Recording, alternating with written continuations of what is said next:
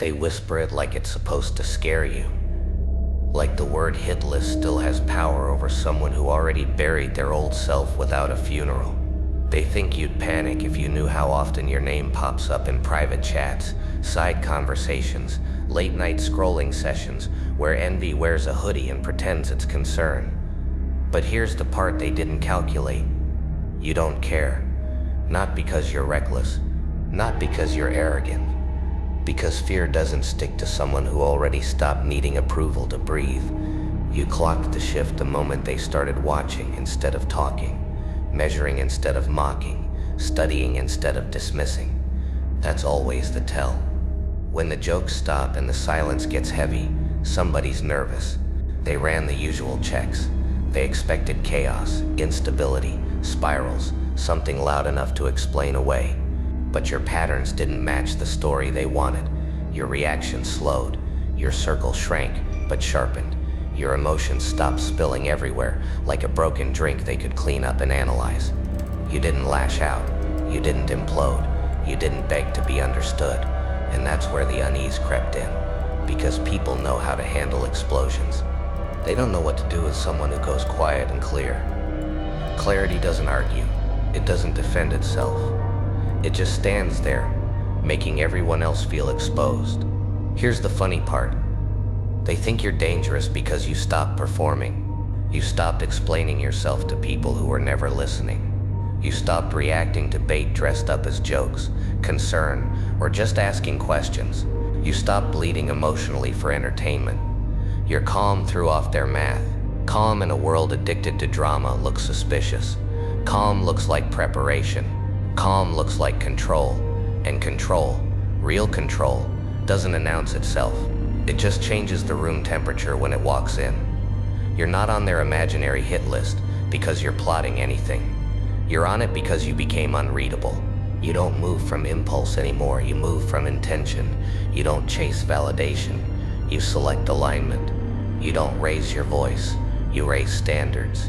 And nothing rattles insecure people faster than realizing they can't get a reaction out of you anymore. When someone loses access to your emotions, they call it cold. When someone loses influence over you, they call it dangerous. That's how fragile authority talks. They expected rebellion. They were ready for anger. They could have handled a breakdown.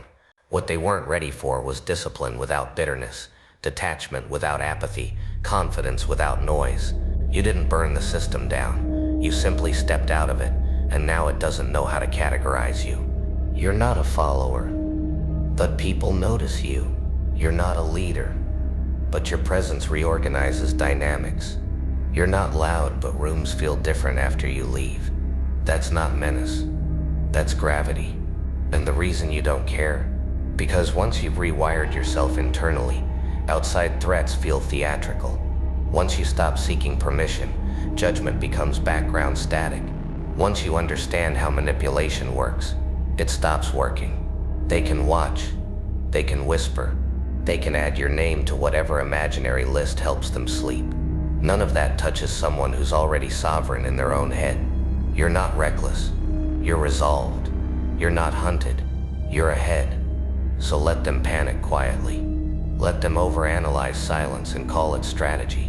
Let them mistake your stillness for something sinister. You're not here to be understood by people who benefit from misunderstanding you. You didn't escape to prove a point.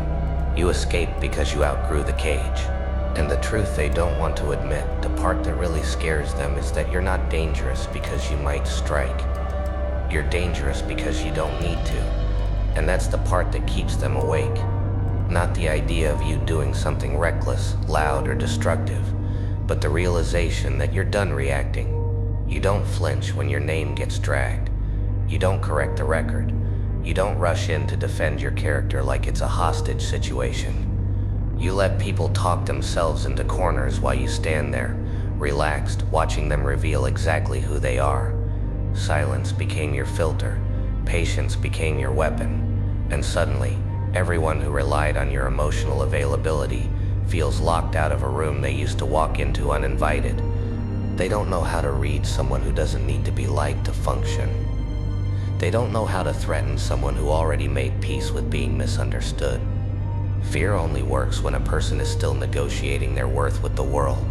You stop negotiating. You finalize the contract internally and burn the receipt. That's why intimidation slides right off you. You already survived the worst version of yourself. What's a rumor, a side eye, a whisper compared to that? See, people think a hit list is about danger. It's not. It's about attention. It's about people realizing they can't control the narrative around you anymore, so they try to monitor it. They try to predict you. They try to anticipate your next move like it's a chess game, and they're still relevant pieces. But here's the twist. You're not playing. You changed games entirely. While they're counting steps, you're changing direction. While they're gossiping, you're refining. While they're watching, you're evolving. You're evolving. Your presence started doing something uncomfortable to the room. Conversations pause when you speak, not because you dominate them, but because you don't waste words. Eye contact lingers a little longer. Jokes land a little flatter around you. People sense you're no longer feeding on the same emotional economy. You don't trade in validation, outrage, or approval anymore. You operate on clarity. And clarity is threatening, because it exposes how much noise everyone else uses to avoid themselves. They call it cold because you stopped overgiving. They call it ego because you stopped shrinking. They call it arrogance because you stopped apologizing for existing at full volume internally, even if you speak softly now. The truth is simpler and far more dangerous. You became self-governed. No guilt hooks, no fear strings, no emotional leverage points left exposed. You don't need to dominate anyone because you finally mastered yourself, and that mastery shows whether you announce it or not. So yeah, let them keep a list. Let them compare notes. Let them wonder what changed. You don't owe them an explanation, a reaction, or a version of yourself they're comfortable with. You're not here to be harmless. You're here to be unavailable to manipulation. And that's what really put your name on their radar. Because the scariest thing you can be in a world addicted to chaos isn't loud, violent, or unpredictable. It's calm, it's focused, it's someone who knows exactly who they are and doesn't need the room to agree. You're not dangerous because you might explode. You're dangerous because you won't. And that restraint? That's what rewrote the power dynamic. Because explosions are expected. Silence with intention is not. You don't telegraph your moves. You don't posture. You don't hint. You let outcomes speak. And outcomes have a way of humiliating people who built their confidence on speculation. They wanted a reaction loop they could study, poke, provoke, and predict. Instead, they got distance. And distance is terrifying to anyone who survives on access.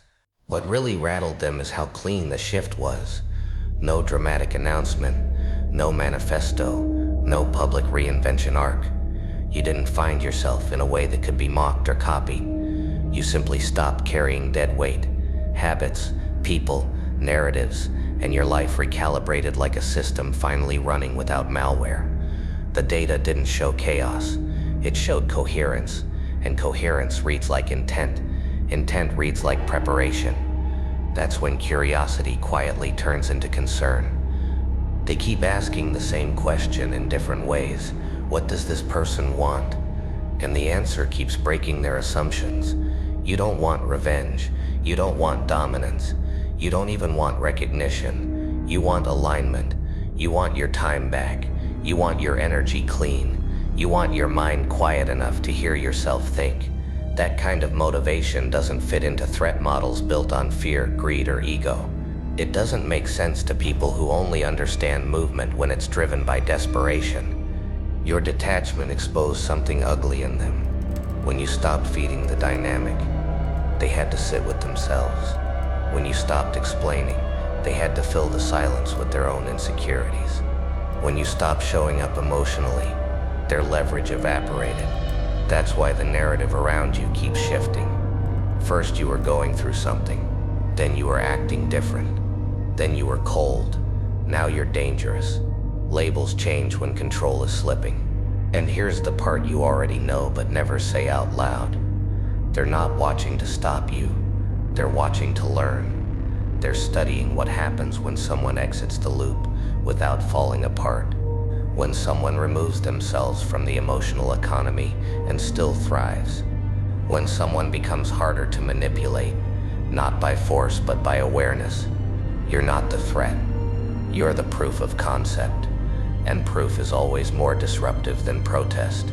You don't care because you see the game clearly now. You know that people only monitor what they can't control and can't ignore. You know that whispers are just fear trying to sound organized. You know that being misunderstood by insecure people is a side effect of growth, not a warning sign. You've already accepted the trade. Fewer people, cleaner energy, sharper focus, deeper peace. So let them keep watching. Let them call your calm calculated and your boundaries hostile. You're not here to soothe egos or make yourself smaller so others feel safe. You didn't get quiet because you lost your voice. You got quiet because you finally learned when it's worth using. And the reason you don't care, the real reason, is simple. You're not on their hit list. They're on notice. Like, comment, and subscribe. And tell the Batman I said hello. Subscribe to my Facebook page. The Joker Speaks Motivation. And I have a PDF book below called From Punchlines to Peace that will put a smile on your face.